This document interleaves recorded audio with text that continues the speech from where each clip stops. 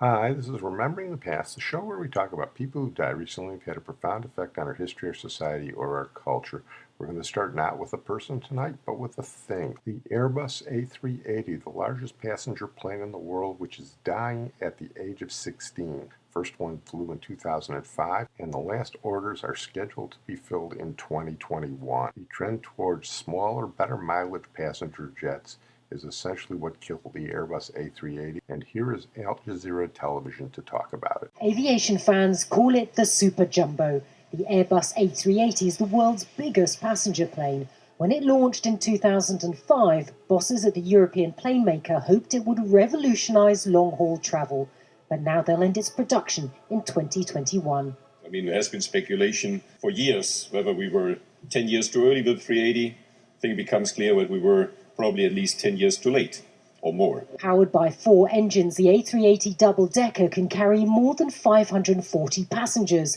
But since its creation, it's been plagued by delivery delays, rising costs and falling orders. Bosses say the final blow came after Dubai-based airline Emirates reduced an order of the model by 39 planes because of a fall in demand. Airbus bosses have called the decision to end the A380 painful and disappointing, but they admitted it made no financial sense to continue with such a large aircraft when the trend in airline travel is towards smaller planes. The trend between when airlines expected SUPERJUMBO to be the flagship of their fleet, that switched very fast to airlines recognising that actually there are smaller aircraft that seat a good amount of passengers but are far more efficient, and it's the efficiency that is key. Airbus shareholders have welcomed the end of the A380, considered by some as a financial drain. Indeed, the company also announced a jump in profits on Thursday. But workers will be concerned as some 3,500 jobs across the company are likely to be affected. Airbus will now focus on smaller planes, but there will be many people who will be sad to see the end of an aircraft widely regarded as a feat of engineering. Natasha Butler, Al Jazeera, Toulouse, France. We're going to move on now to our feature, Albert Finney, who died recently at the age of 82. What a great actor he was, one of the best of our generation. He was good in movies, and he was also a good Shakespearean actor. He got 5 Academy Award nominations and never won an Oscar, which is too bad. His movie career started as Laurence Olivier's son in The Entertainer, a classic movie, and it ended more than 6 decades later in a James Bond film. Here's BBC4 Last Word Matthew Bannister to talk about the career of Albert Finney. Albert Finney was one of the finest actors of his generation. He was nominated for an Oscar 5 times, but never attended the ceremony, saying it was a long way to go for a party. He also turned down a knighthood. Albert Finney was born in Salford, the son of a bookmaker. He went to the local grammar school and then won a scholarship to the drama school RADA. After graduation, he decided to work in repertory theatre. I regarded it as the most important and the best training for a young actor. And I had an opportunity to go to a repertory company in Birmingham, and I accepted that. I was offered 2 contracts with film companies as I was leaving drama school, and neither of them interested me at all because they got in the way of me discovering about myself. And if I'd have signed a 7-year contract at the age of 19, I may have felt 3 years later that that wasn't what I wanted to do at all, and there I would be tied and committed to go in a certain direction. I didn't want that. I wanted to go my own way. For here lies Juliet, and her beauty makes this vault a feasting presence full of light. Death, lie thou there by a dead man interred. Albert's big break came when he was working as an understudy to Sir Laurence Olivier in a production of Coriolanus. He describes the audience reaction when they found out that the great man was not going to appear. Well, first of all, they kind of expect you to come on in flannels with a book, you know. Sir Laurence isn't playing, big groan. His part will be played by Albert Finney. And then, you know, I came on, I had the costume on, so they immediately think I'm talented because I've actually got into the clothes, you know, and I've got the body makeup on. But when you actually go on, they think you might not be able to get through at all. And if you can get through with any degree of nous at all, they think you're very good. The actual process of making a film I find very laborious. Albert Finney's film career took off with two notable performances, as the title role in Henry Fielding's Tom Jones, and before that as the working-class hero Arthur Seaton in Saturday Night and Sunday Morning. What I'm out for is a good time. All the rest is propaganda. The fact that one came to like doing a film where I played a working-class hero, I was very insistent and wanted to say to people, that's not what I am. You know, I'm an actor. Tom Jones in the film is the kind of personality performance, just sort of smiling and getting on a horse and galloping away. It seemed to me to be very sort of facile exercise and sort of dissatisfactory. We were shooting, I suppose, for about 18 weeks, and after 2 months I got very bored, because at that time, to me, it seemed as if I wasn't doing anything. You know, I wasn't acting.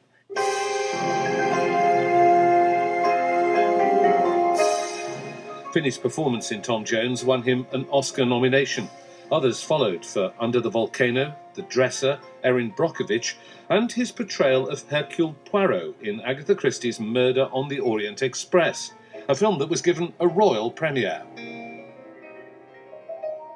A lot of the stars were lined up to meet Her Majesty the Queen and the Duke of Edinburgh, and included in the lineup was Dame Agatha Christie, and I was placed next to her, as I was playing Poirot. When I was introduced to Agatha Christie, she didn't know who the hell I was. And I think she thought I was some kind of trendy first night girl trying to sort of push his way in order to get his name in the paper, some rather grasping actor who wanted a picture of himself in the paper. She didn't know who I was at all. Albert Finney was known for his many romantic relationships. He was married 3 times and was said to have had affairs with Audrey Hepburn, Jacqueline Bisset and Diana Quick, to name but 3. I like the company of women. I enjoy women very much. When you are in love and start a relationship, one always is optimistic about it being, this maybe is the one which is going to just go on and on. But I suppose basically I believe that so long as something has a life and interest for the two of you, it should go on. And I live a life that maybe enables me to, or my partner, to adapt to change if what we've got together no longer seems to be interesting or viable to either of us. But is your work an overriding passion in your life, do you think, then? Yes, I think the work is. But I think that if I'm in love with a lady, then that's got a good chance. Finney showed his versatility by singing in the film musicals Scrooge and Annie, playing Winston Churchill in The Gathering Storm, directing Charlie Bubbles, and appearing in the Bond film Skyfall. I play an old retainer of James Bond's family. I would have taught him how to shoot as a kid, and I was the gamekeeper on his father's estate. This is the end.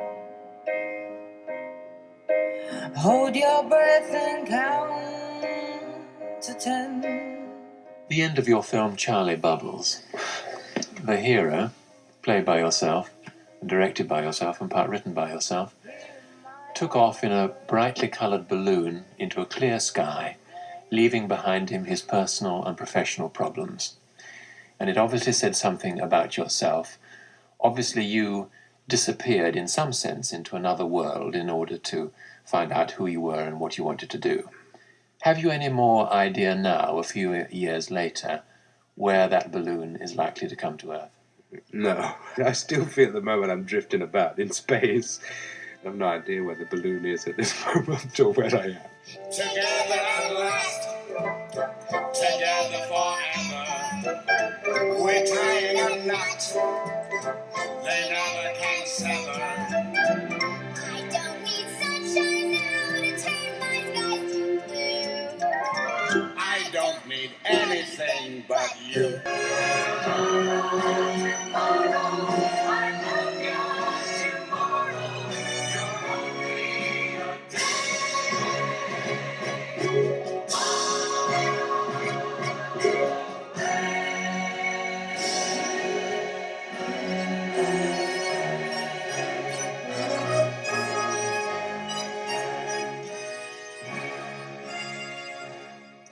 Albert Finney has died aged 82. Before I close on Albert Finney, I got to play this. When he was a young man and part of the Royal Shakespeare Company, he was playing with Olivier, and here he does an Olivier imitation. And we used to be pressing the elevator button to go to a class, say, I must take the lift to fencing.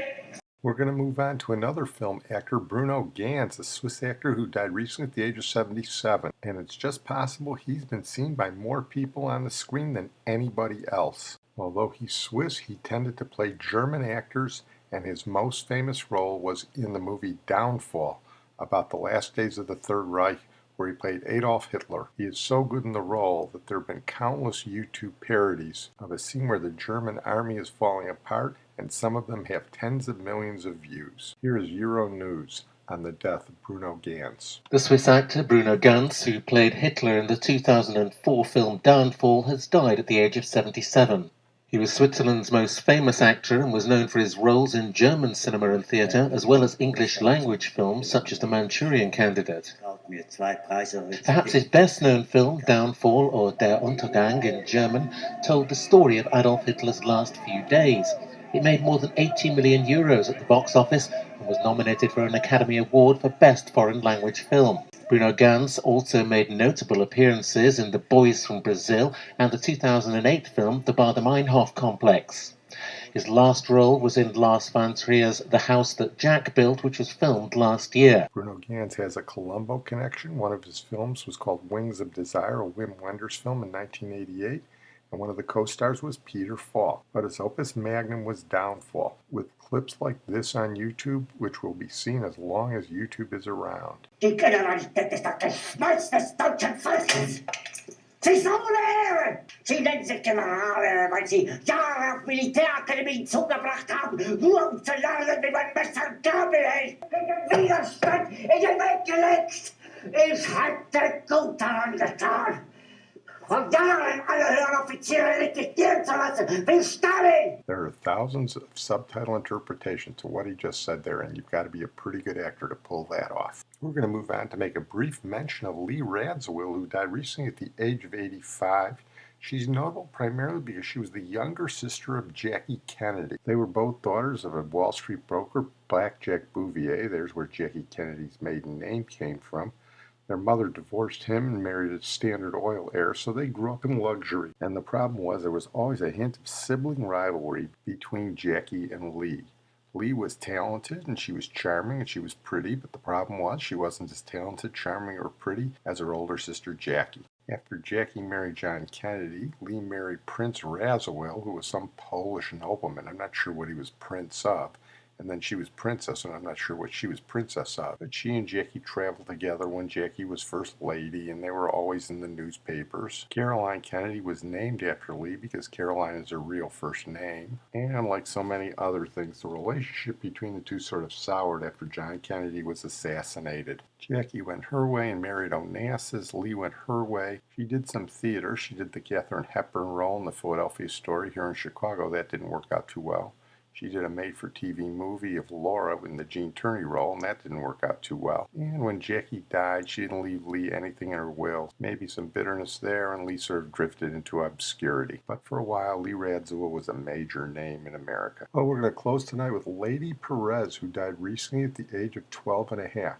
She was owned proudly by the Perezes, Mike, Penny, Jeff, Celia, and young James. Lady was a Cocker Spaniel who had a penchant for socks, especially dirty ones, treats, and guarding the house with her constant vigilance manning the front window. Late in life, she took great pleasure in outmaneuvering young James, who was learning to crawl. It's safe to say Lady will be missed by her family and her friends, especially Ellie, the beagle from Illinois. Well, I'm going to close on that note. I want to thank my producer and IT genius, Sid Tepps, and as a final tribute to Lady Perez, we're going to go with the best singing the best.